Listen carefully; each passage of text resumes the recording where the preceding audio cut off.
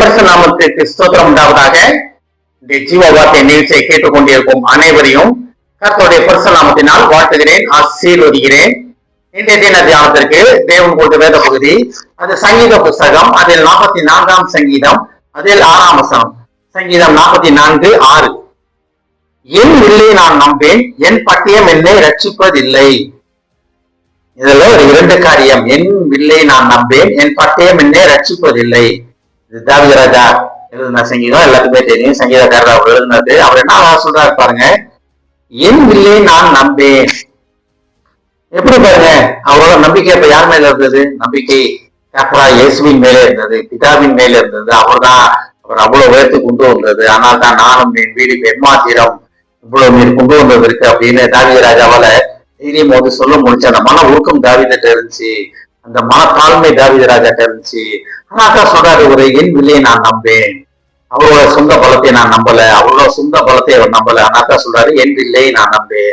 நம்ம நிறைய பேர் நம்ம நினைச்சிட்டு இருக்கோம்ல, எனக்கு ரொம்ப அறிவு உண்டு, யாரையும் பேசிடுவேன், யாரையும் எப்படி நான் பேசி கரெக்ட் பண்ணிடுவேன், என்ன வேலைனாலும் நான் எப்படியாச்சும் அந்த வேலையை முடிச்சிருவேன், நான் யார் தெரியுமா, நான் எப்படியாச்சும் இதெல்லாம் முடிச்சிருவேன், மத்தியாச்சும் இந்த வேலையை முடிச்சிருவேன் அப்படின்னு நிறைய பேருக்கு நம்ம ஆட்களை பார்க்கலாம். நம்ம என்ன நடந்தாலும் பரவாயில்ல, என் காரியத்தை நான் முடிச்சிருவேன் அப்படின்ட்டு தன் மேலே நம்பிக்கையை வைத்து ஓடிக்கொண்டிருக்கிற உலகம் அது. நான் தாவீது அழகா சொல்றாரு, என்னுடைய வில்லையை நான் நம்பேன். எப்படி ஏன் அவர் நம்ப அப்படி அழகா சொல்றாரு பாருங்க, எப்படி தைரியம் இவ்வளவுதான் சொல்றாரு பாருங்களேங்க. இதை படிக்கும் போது நினைக்கிறேன், எனக்கு மாசம் வர ஒரே வார்த்தை என்ன தெரியுமா, கோலியாத்தை ஒரே ஒரு கல்லால கொண்ட மனிதன். அவரு சமஸ்த இஸ்ரவேலும் கோலியாத்தை கண்டு பயந்து நின்றுகிட்டு இருந்த போது ஒரே ஒரு கல்லால கொண்ட ஒரு தேவனுடைய துணையுடன் வருவேன் அப்படின்னாரு. அண்ணாட்ட வெளியே சொல்றாரு, என் வில்லையை நான் நம்பேன். அப்பேற்பட்ட கோலியாத்தை ஒரே கல்லுல கொண்ட ஒரு மனிதன் சொல்றாரு, என்னுடைய சுயத்தின் மேல எனக்கு நம்பிக்கை இல்லப்பா, என்னோட பலன் என்னை தவிர்க்காது அப்படின்றாரு. நம்மளோட சுய அறிவுனால அதெல்லாத்தையும் பார்த்துருவேன், நான் எல்லாத்தையும் செஞ்சிருவேன் ஓடிக்கொண்டு இருக்கிறோமா? கேட்டுக்கொண்ட தேவ பிள்ளைகளே, நம்மளுடைய இல்லோ நம்மளுடைய சுய பலமோ நம்மளை தப்பி வைக்காது. கர்த்தர் ஒருவரோட துணை தான் நம்மளை தப்பி வைக்கும். அவரை அண்டி கொண்டால்தான் நம்ம பிரச்சனையில நம்ம தப்ப முடியும். கேட்டுக்கொண்ட தேவஜனமே, எதுக்கும் கவலைப்பட வேண்டாம். உங்க வில்லை உங்களுடைய அறிவோ சொந்த அறிவை நம்ம நம்ப வேண்டாம், நம்பாதீங்க. கர்த்தர் மேல சார்ந்து கொள்ளுங்கள், கர்த்தரை சார்ந்து கொள்ளுங்கள். அப்ப தேவன் மேல நம்ம சார்ந்து கொள்ளும் பொழுது தேவனை நமக்காக யுத்தம் செய்வார். யுத்தம் கர்த்தருடைய நம்ம பிடிக்கிறோம். அடுத்த ஒரு பின்னால எப்படி சொல்றது பாருங்க, என் பட்டயம் என்னை ரட்சிப்பதில்லை.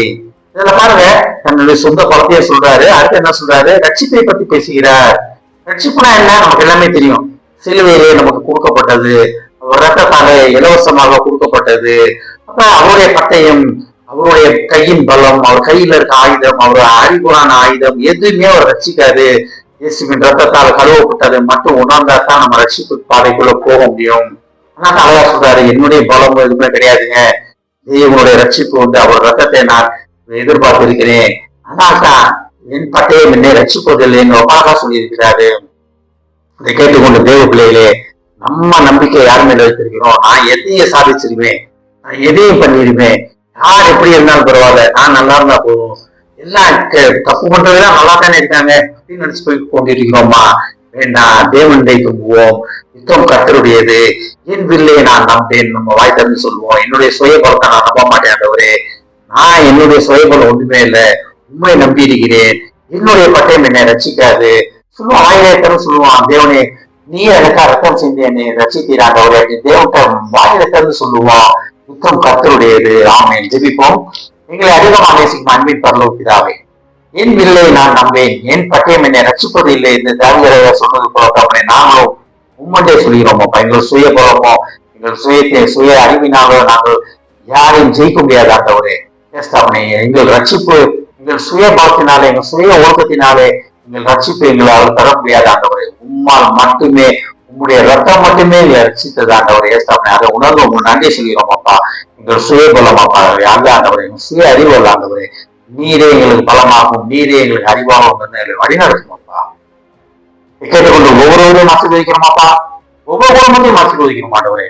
குடும்பத்தில் ஒவ்வொருவரும் தகப்பனே அவள் சொந்த பலத்தை நம்பி, சொந்த எண்ணத்தை நம்பி, சொந்த அறிவை நம்பி தகப்பனே அவள் களத்திலே நிற்காம தகப்பனே உம்முடைய பலத்தை மட்டுமே, உம்முடைய வல்லமை மட்டுமே, உம்முடைய நீர் அவளுக்குள் வாசம் நீர் என்பதை உணர்ந்து, உம்முடைய அருகாமையிலே மட்டுமே அவளுக்கு ரட்சிப்பு உண்டு, வெற்றி உண்டு என்பதை உணர்ந்து முழுமையாக உண்மை சார்ந்து உள்ளோம் ஆண்டவரே. எங்கள் சுய அறிவு இல்லப்பா, நீரே எங்களுக்கு அறிவாக இருக்கிறீர் என்பதை உணர்ந்து உங்களுக்கு நன்றி சொல்லட்டும் ஆண்டவரே.